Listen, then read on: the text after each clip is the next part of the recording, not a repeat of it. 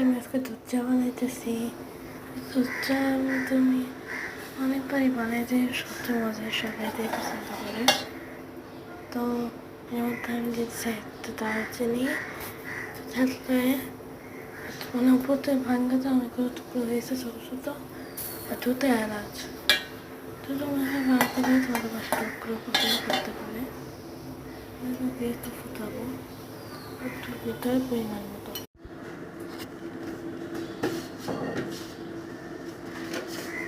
চা পরিমাণ মতো দিয়ে এসেছি।